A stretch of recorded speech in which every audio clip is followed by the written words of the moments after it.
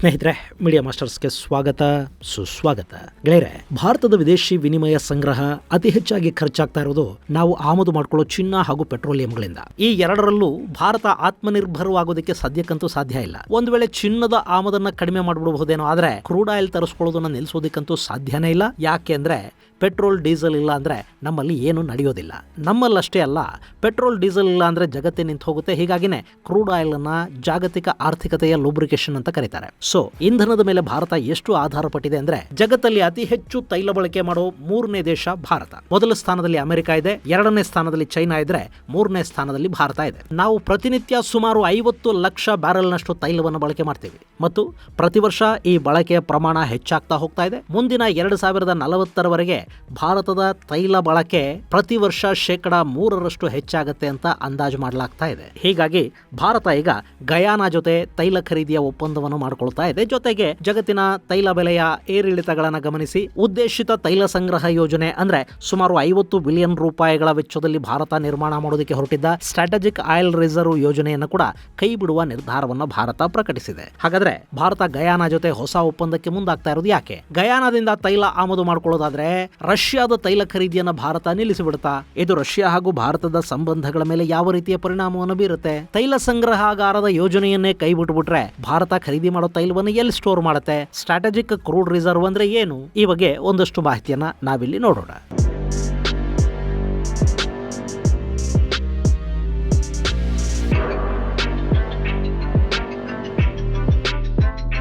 ಗೆಳೆಯರೆ, ದಕ್ಷಿಣ ಅಮೆರಿಕದ ದೇಶ ಗಯಾನಾ ಜೊತೆ ತೈಲ ವ್ಯಾಪಾರಕ್ಕೆ ಸಂಬಂಧಿಸಿದ ಒಪ್ಪಂದಕ್ಕೆ ಕೇಂದ್ರ ಸಚಿವ ಸಂಪುಟ ಗ್ರೀನ್ ಸಿಗ್ನಲ್ ಅನ್ನು ಕೊಟ್ಟಿದೆ. ಈ ಮೂಲಕ ಇನ್ನು ಮುಂದೆ ಭಾರತ ಗಯಾನಾದಿಂದ ಕಚ್ಚಾ ತೈಲ ಖರೀದಿ ಮಾಡುತ್ತೆ. ಜೊತೆಗೆ ಅಲ್ಲಿನ ತೈಲದ ಹುಡುಕಾಟ, ಅದನ್ನು ಹೊರತೆಗೆಯುವ ಯೋಜನೆಗಳಲ್ಲಿ, ಹಾಗೆ ತೈಲ ಸಂಸ್ಕರಣಾ ಘಟಕಗಳು, ತೈಲ ಉತ್ಪಾದನೆಯ ಹೆಚ್ಚಳ ಮುಂತಾದ ಯೋಜನೆಗಳಲ್ಲಿ ಕೂಡ ಭಾರತ ಗಯಾನಾದಲ್ಲಿ ಒಂದಷ್ಟು ಹೂಡಿಕೆಗಳನ್ನು ಮಾಡುತ್ತೆ ಮತ್ತು ಗಯಾನಾಗೆ ಬೇಕಾದ ತಾಂತ್ರಿಕ ನೆರವನ್ನು ಕೂಡ ಕೊಡುತ್ತೆ. ಈ ಮೂಲಕ ಭಾರತ ತನ್ನ ತೈಲದ ಅಗತ್ಯಗಳನ್ನು ಪೂರೈಸಿಕೊಳ್ಳೋದಕ್ಕೆ ಹೊಸ ಪಾಲುದಾರನನ್ನು ಹುಡುಕೊಳ್ತಾ ಇದೆ. ಗೆಳೆಯರೆ, ಭಾರತದ ಇಂಧನದ ಬೇಡಿಕೆ ಏನಿದೆ ಅದರಲ್ಲಿ 85ರಿಂದ 90% ನಾವು ಜಗತ್ತಿನ ನಾನಾ ದೇಶಗಳಿಂದ ಆಮದು ಮಾಡ್ಕೊಳ್ತಾ ಇದ್ದೀವಿ. ಅಫ್ಕೋರ್ಸ್ ಮೊನ್ನೆ ನಮ್ಮ ಕೃಷ್ಣಾ ಗೋದಾವರಿ ಬೇಸಿನಲ್ಲಿ ಕಚ್ಚಾ ತೈಲ ಹೊರತೆಗೆಯೋ ಕೆಲಸ ಆರಂಭ ಆಗ್ತಾ ಇದೆ. ಆದರೆ ಅದೊಂದರಿಂದಲೇ ನಮ್ಮ ಬೇಡಿಕೆಯನ್ನ ಪೂರೈಸೋದಕ್ಕೆ ಸಾಧ್ಯ ಆಗೋದಿಲ್ಲ. ಹೀಗಾಗಿ ಭಾರತ ಜಗತ್ತಿನ ನಾನಾ ತೈಲ ಉತ್ಪಾದಕ ದೇಶಗಳಿಂದ ಕಚ್ಚಾ ತೈಲವನ್ನ ಆಮದು ಮಾಡಿಕೊಳ್ಳುತ್ತೆ. ಇನ್ನು ಈ ತೈಲದ ಖರೀದಿ ಕೂಡ ಹೇಗೆ ಅಂದ್ರೆ, ಅದಕ್ಕಾಗಿ ಒಂದೇ ದೇಶದ ಮೇಲೆ ಆಧಾರ ಪಡೋದಕ್ಕೆ ಸಾಧ್ಯ ಆಗೋದಿಲ್ಲ. ನಾಳೆ ಯಾವುದೋ ದೇಶದ ಮೇಲೆ ನಿರ್ಬಂಧಗಳು ಬಿದ್ವು ಅಥವಾ ಯಾವುದೋ ತೈಲ ಸರಬರಾಜು ದೇಶ ಯುದ್ಧದಲ್ಲೋ ಮತ್ತೊಂದರಲ್ಲೋ ಮುಳುಗಿ ಹೋಯ್ತು ಅಂತದ್ದೇನಾದ್ರೂ ಆದ್ರೆ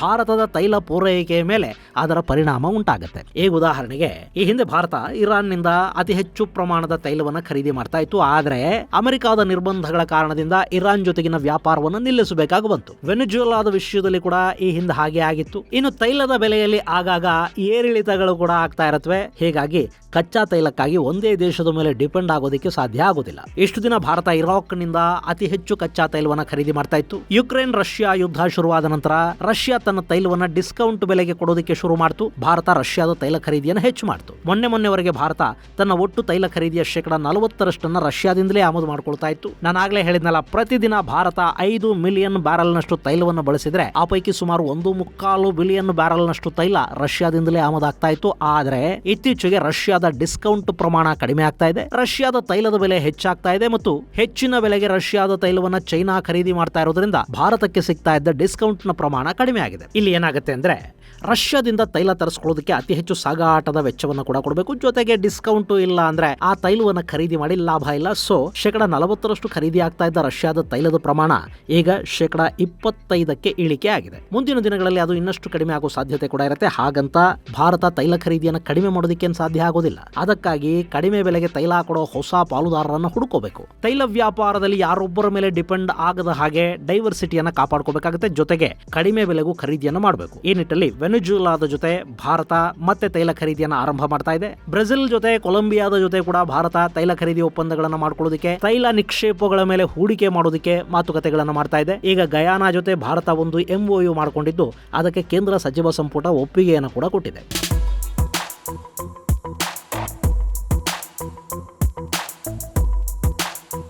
ಗೆಳೆಯರೆ, ಗಯಾನ ಅಂದ್ರೆ ನೀವು ಇಲ್ಲಿ ಮ್ಯಾಪ್ ಅಲ್ಲಿ ನೋಡ್ತಾ ಇದ್ದೀರಲ್ಲ, ಈ ದೇಶ. ಈ ಗಯಾನಾದ ಬಗ್ಗೆ ನಿಮಗೆ ಈ ಹಿಂದೆ ವಿವರವಾಗಿ ಹೇಳಿದ್ದೆ. ಇದು ದಕ್ಷಿಣ ಅಮೆರಿಕಾದಲ್ಲಿನ 3ನೇ ಅತಿ ಪುಟ್ಟ ದೇಶ. ಇಲ್ಲಿ ಅತ್ಯಂತ ಚಿಕ್ಕ ದೇಶ ಅಂದ್ರೆ ಸುರಿನಾಮ್. ಅದಾದ ನಂತರ 2ನೇ ಸ್ಥಾನದಲ್ಲಿ ಉರುಗ್ವೆ ಇದೆ. ದಕ್ಷಿಣ ಅಮೆರಿಕಾದ ಅತಿ ಚಿಕ್ಕ ದೇಶಗಳ ಪಟ್ಟಿಯಲ್ಲಿ 3ನೇ ಸ್ಥಾನವನ್ನು ಪಡ್ಕೊಂಡಿರೋದು ಈ ಗಯಾನ. ಹಾಗೆ ಜನಸಂಖ್ಯೆಯಲ್ಲಿ ಕೂಡ ಗಯಾನ 2ನೇ ಅತಿ ಕಡಿಮೆ ಜನಸಂಖ್ಯೆಯನ್ನ ಹೊಂದಿರುವ ದೇಶ. ಅಲ್ಲಿ ಕೂಡ 1ನೇ ಸ್ಥಾನವನ್ನ ಸುರಿನಾಮ್ ಪಡ್ಕೊಳ್ಳುತ್ತೆ. 2ನೇ ಸ್ಥಾನದಲ್ಲಿ ಗಯಾನ ಕಾಣಸಿಗುತ್ತೆ. ಇನ್ನು ಸುರಿನಾಮ್ ಬಗ್ಗೆ ಕೂಡ ನಿಮಗೆ ಈ ಹಿಂದೆ ವಿವರವಾಗಿ ಹೇಳಿದ್ದೀನಿ. ಗಯಾನ ಹಾಗೂ ಸುರಿನಾಮ್ ಎರಡರಲ್ಲೂ ಭಾರತೀಯರ ಸಂಖ್ಯೆ ಅತ್ಯಧಿಕ ಪ್ರಮಾಣದಲ್ಲಿದೆ. ಗಯಾನದಲ್ಲಿ 40% ಭಾರತೀಯ ಮೂಲದ ಜನ ಇದ್ದಾರೆ. ಈ ಹಿಂದೆ ಬ್ರಿಟಿಷ್ ಇಂಡಿಯಾದ ಕಾಲದಲ್ಲಿ ಅಲ್ಲಿಗೆ ಕಾರ್ಮಿಕರಾಗಿ ಹೋದ ಕುಟುಂಬಗಳು ಅಲ್ಲೇ ನೆಲೆ ನಿಂತು ಈಗ ಆ ದೇಶದ ಆಡಳಿತ ಚುಕ್ಕಾಣಿಯನ್ನ ಹಿಡಿಯುವಷ್ಟು ಬೆಳೆದಿವೆ. ಸುರಿನಾಮ್ನ ಅಧ್ಯಕ್ಷ ಚಂದ್ರಿಕಾ ಪ್ರಸಾದ್ ಸಂತೋಖಿ, ಇವರನ್ನ ಚಾಂದ್ ಸಂತೋಖಿ ಅಂತಾರೆ. ಈ ಚಂದ್ರಿಕಾ ಪ್ರಸಾದ ಸಂತೋಖಿ ಅನ್ನೋ ಹೆಸರು ಕೇಳಿದ ಕೂಡಲೇ ಈತನ ಮೂಲ ಭಾರತ ಅನ್ನೋದು ನಿಮಗೆ ಗೊತ್ತಾಗಿರಬೇಕು. ಹಾಗೆ ಗಯಾನಾದ ಅಧ್ಯಕ್ಷ ಇರ್ಫಾನ್ ಅಲಿ, ಉಪಾಧ್ಯಕ್ಷ ಭರತ್ ಜಾಗ್ಡಿಯೋ ಇಬ್ಬರು ಕೂಡ ಭಾರತೀಯ ಮೂಲದವರು. ಇನ್ನು ಗಯಾನ ಕಳೆದ ವರ್ಷ ಅಂದ್ರೆ 2023ರಲ್ಲಿ ತನ್ನ ದೇಶದ ತೈಲೋದ್ಯಮದ ಮೇಲೆ ಹೂಡಿಕೆ ಮಾಡೋದಕ್ಕೆ ಭಾರತವನ್ನು ಆಹ್ವಾನಿಸಿತ್ತು. ಅದರಂತೆ ಭಾರತ ಈಗ ಗಯಾನ ಜೊತೆ ಒಪ್ಪಂದವನ್ನು ಮಾಡಿಕೊಳ್ತಾ ಇದೆ. ಬೇರೆ ಗಯಾನ ಅನ್ನೋದು ನಿನ್ನೆ ಮೊನ್ನೆವರೆಗೆ ತೈಲವನ್ನು ಆಮದು ಮಾಡಿಕೊಳ್ತಾ ಇದ್ದ ದೇಶ ಆಗಿತ್ತು. ಆದ್ರೆ 2019ರಲ್ಲಿ ಅಮೆರಿಕ ಮೂಲದ ಎಕ್ಸಾನ್ ಮೊಬೈಲ್ ಸಂಸ್ಥೆ ಅಲ್ಲಿ ತೈಲ ನಿಕ್ಷೇಪಗಳನ್ನು ಹುಡುಕೋದ್ರಲ್ಲಿ ಯಶಸ್ವಿ ಆಯಿತು. 2 ವರ್ಷಗಳ ಹಿಂದೆ ಕೂಡ ಅಂದ್ರೆ 2022ರಲ್ಲಿ ಕೂಡ ಎಕ್ಸಾನ್ ಮೊಬೈಲ್ ಗಯಾನದಲ್ಲಿ 3 ಹೊಸ ನಿಕ್ಷೇಪಗಳನ್ನು ಪತ್ತೆ ಮಾಡಿತು. ಅದರ ಪರಿಣಾಮ ಅಂದ್ರೆ ಗಯಾನ ಇವತ್ತು ಪ್ರತಿನಿತ್ಯ 2 ಲಕ್ಷ ಬ್ಯಾರಲ್ನಷ್ಟು ತೈಲವನ್ನ ಹೊರತೆಗಿತಾ ಇದೆ. ಮುಂದಿನ ವರ್ಷಗಳಲ್ಲಿ ಈ ತೈಲ ಉತ್ಪಾದನೆಯ ಪ್ರಮಾಣ ಮತ್ತಷ್ಟು ಹೆಚ್ಚಾಗುವ ಸಾಧ್ಯತೆ ಕೂಡ ಅಲ್ಲಿದೆ. ಹೀಗಾಗಿ ಗಯಾನ ತನ್ನ ತೈಲ ಖರೀದಿಗೆ ಮಾತ್ರ ಅಲ್ಲ, ಅಲ್ಲಿ ಹೂಡಿಕೆ ಮಾಡೋದಕ್ಕೆ ಕೂಡ ಭಾರತಕ್ಕೆ ಆಹ್ವಾನವನ್ನು ಕೊಟ್ಟಿತ್ತು. ಇನ್ನು ಭಾರತಕ್ಕೂ ತೈಲ ಖರೀದಿ ಮಾತ್ರ ಅಲ್ಲದೆ ತಾನು ಹೂಡಿಕೆ ಮಾಡೋ ಅವಕಾಶ ಸಿಕ್ಕರೆ ತೈಲದ ಬೆಲೆಯನ್ನ ಮತ್ತಷ್ಟು ಕಡಿಮೆ ಮಾಡ್ಕೊಳ್ಳೋದಕ್ಕೆ ಸಾಧ್ಯ ಆಗುತ್ತೆ. ಹೀಗಾಗಿ ಈ ಆಫರ್ ಭಾರತಕ್ಕೂ ಒಪ್ಪಿಗೆ ಆಗಿತ್ತು. ಇನ್ನು ಮುಂದೆ ಭಾರತ ಗಯಾನದಲ್ಲಿ ಹೂಡಿಕೆ ಮಾಡುತ್ತೆ, ಅಲ್ಲಿಂದ ತೈಲವನ್ನ ಆಮದು ಮಾಡಿಕೊಳ್ಳುತ್ತೆ. ಅದರ ಜೊತೆಗೆ ರಕ್ಷಣೆ ಹಾಗೂ ಆಹಾರ ಧಾನ್ಯಗಳ ಖರೀದಿಗೆ ಸಂಬಂಧಪಟ್ಟ ಒಂದಷ್ಟು ಒಪ್ಪಂದಗಳಿಗೆ ಕೂಡ ಭಾರತದ ಕ್ಯಾಬಿನೆಟ್ ಒಪ್ಪಿಗೆಯನ್ನು ಕೊಟ್ಟಿದೆ. ಇದು ಭಾರತದ ತೈಲ ಬೇಡಿಕೆಯನ್ನು ಪೂರೈಸುವುದರಲ್ಲಿ ಹಾಗೂ ದಕ್ಷಿಣ ಅಮೆರಿಕಾದ ದೇಶವೊಂದರ ಜೊತೆ ಅತ್ಯುತ್ತಮ ಬಾಂಧವ್ಯವನ್ನು ಬೆಳೆಸಿಕೊಳ್ಳೋದ್ರಲ್ಲಿ ಮಹತ್ವದ ಪಾತ್ರವನ್ನು ವಹಿಸುತ್ತೆ.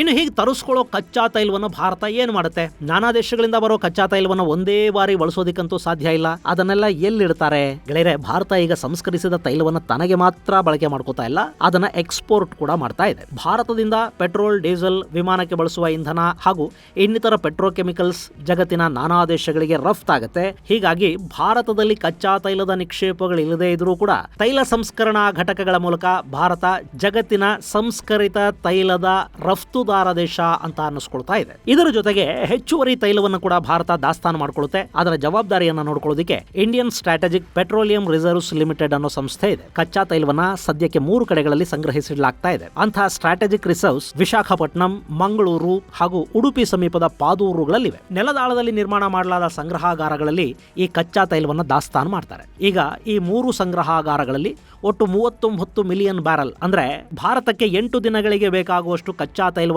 ಸಂಗ್ರಹಿಸಿಡುವ ಸಾಮರ್ಥ್ಯ ಈ ಸ್ಟ್ರಾಟಜಿಕ್ ರಿಸರ್ವ್ಸ್ ಇದೆ. ವಿಶಾಖಪಟ್ಟಣಂನಲ್ಲಿ 1.33 ಮಿಲಿಯನ್ ಮೆಟ್ರಿಕ್ ಟನ್, ಮಂಗಳೂರಲ್ಲಿ 1.5 ಮಿಲಿಯನ್ ಮೆಟ್ರಿಕ್ ಟನ್ ಹಾಗೂ ಪಾದೂರಲ್ಲಿ 2.5 ಮಿಲಿಯನ್ ಮೆಟ್ರಿಕ್ ಟನ್ ಸ್ಟಾಕ್ ಮಾಡೋದಕ್ಕೆ ಸಾಧ್ಯ ಆಗುತ್ತೆ. ಇಲ್ಲಿ ತೈಲ ಬೆಲೆ ಅನ್ನೋದು ಏರಿಳಿತಗಳಿಗೆ ತುತ್ತಾಗೋದ್ರಿಂದ ಬೆಲೆ ಕಡಿಮೆ ಆದಾಗ ಹೆಚ್ಚಿನ ಪ್ರಮಾಣದಲ್ಲಿ ತೈಲ ಸಂಗ್ರಹ ಮಾಡಿಟ್ಟುಕೊಳ್ಳೋದಕ್ಕೆ ಈ ಸಂಗ್ರಹಾಗಾರಗಳನ್ನು ಬಳಕೆ ಮಾಡ್ತಾರೆ. ಈ ಹಿಂದೆ ಅಂದ್ರೆ 2020ರಲ್ಲಿ ಬ್ರೆಂಟ್ ತೈಲದ ಬೆಲೆ ಸಿಕ್ಕಾಪಟ್ಟೆ ಕಡಿಮೆ ಆಗಿತ್ತು.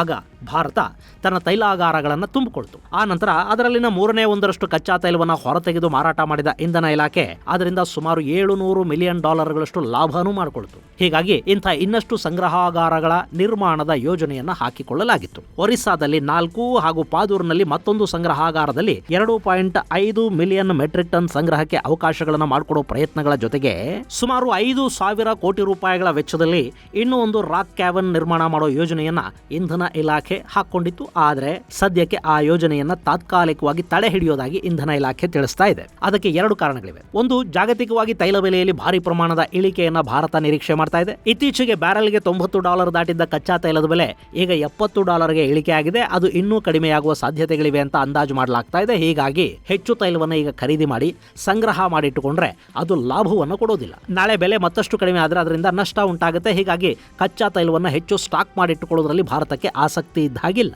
ಇನ್ನು ಗಯಾನ, ವೆನೆಜುವೆಲಾ ಸೇರಿದ ಹಾಗೆ ನಾನಾ ದೇಶಗಳು ದೇಶಗಳಲ್ಲಿ ತೈಲ ನಿಕ್ಷೇಪಗಳು, ಸಂಸ್ಕರಣಾ ಘಟಕಗಳ ಮೇಲೆ ಭಾರತ ಹೂಡಿಕೆ ಮಾಡೋದಕ್ಕೆ ಮುಂದಾಗ್ತಾ ಇದೆ. ಹೀಗಾಗಿ ತೈಲ ಸಂಗ್ರಹ ಹೆಚ್ಚು ಮಾಡಬೇಕಾದ ಅಗತ್ಯ ಇಲ್ಲ ಅಂತ ಭಾವಿಸಲಾಗ್ತಾ ಇದೆ. ಇನ್ನು ಮುಂದೆ ರಫ್ತು ಮಾಡುವ ಸಂಸ್ಕರಿಸಿದ ತೈಲವನ್ನು ಕೂಡ ಆಯಾ ದೇಶಗಳಿಂದ ಹಾಗೆ ಮಾಡೋದಕ್ಕೆ ಕೂಡ ಸಾಧ್ಯ ಆಗುತ್ತೆ. ಇನ್ನು ಎರಡನೆಯದ್ದು, ಕಚ್ಚಾ ತೈಲವನ್ನು ಹೆಚ್ಚುವರಿಯಾಗಿ ಖರೀದಿ ಮಾಡಿ ರಾಕ್ ಕ್ಯಾವನ್ಗಳಲ್ಲಿ ಇಡೋದ್ರಿಂದ ದೇಶದ ಫಿಸ್ಕಲ್ ಡೆಫಿಸಿಟ್ ಹೆಚ್ಚಾಗುತ್ತೆ. ಅಂದ್ರೆ ಸರ್ಕಾರದ ಆದಾಯವನ್ನು ಮೀರಿ ಖರ್ಚು ಹೆಚ್ಚಾಗ್ತಾ ಹೋಗುತ್ತೆ.